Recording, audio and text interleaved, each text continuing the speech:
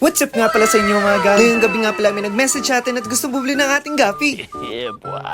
Sigar nga pala ay nanggaling pa sa Bando, Bulacan. Kaya naman pinakita ko na kay Gar ang mga available nating gapi. Una na nga napagpilian ni Gar yung ating magenta ribbon. Konti na nga lang pala natitira sa ating magenta kaya kailangan na natin ulit mag-bili. Kinuha na nga ni Gar ang fishnet at chop tang para sa kanyang mga pipilian na gapi. Nasabi nga din pala ni Gar na ngayon lang siya ulit bumalik sa pag-alaga ng mga isda. Mas maganda din kasi talaga itong gawin libangan. Nakakatanggal nga din pala ito ng stress. Baka isa ka na sa mga stress kaya subukan mo naman mag-alaga ng ating gapi.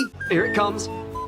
Almost At there. nakapili na nga pala si Gar kaya alam mo ka nahirapan siyang huliin gamit ang ating fish net. Kaya naman sabi ko sa kanya kamayin niya na lang dahil hindi naman nangagat ang ating mga gapi. Nasilip ko na nga rin pala kay Gar ang ating outdoor setup. Hindi pa nga pala natin nalalagyan ng mga gapi ang ibang styro dahil may tags pa rin ito. Pumili na nga rin pala si Gar ng ating platinum koi. Kaya lang nung ilalagay na ni Gar sa shop, tang ito muna ng ating gapi. Sabi ko nga pala kay Gar ay okay lang yan dahil marami pa naman siya pagpipilian. Halos puro male kasi ang mga inanak ng ating gapi. Kaya naman by pair lang natin sila inaam. Sinipat na nga maigi ni Gar ang mga napili niyang platinum koi. Dahil medyo malamok na lumipat na ulit kami sa harap. Habang si Gar nga pala ay tumitingin pa ng ibang strain ng ating gapi ay binabalot ko na yung mga napili niya. Mag-aalauna na kasi ng madaling araw. At ito na nga pala ang mga napili ni Gar. Kumuha nga pala si Gar ng 2 pair ng ating platinum koi. At 1 pair naman para sa ating magenta ribbon. Binigyan nga din pala natin si Gar ng previous ng ating Juby na platinum koi. Tara samahan niyo ako at ibalit na natin ang mga nabiling gapi ni Gar. Sana ay maparami mo at mapalaki mo na maayos sa mga nabili mong gapi, Gar. Kaya naman ihatid na natin si Gar kasi baka butin pa tayo na umaga. Pinakita nga rin pala sa akin ni Gar ang iba pa niya nabiling gapi. Ingat ka nga pala sa pag-uwi, Gar. Hanggang sa muli. Salamat. Gra!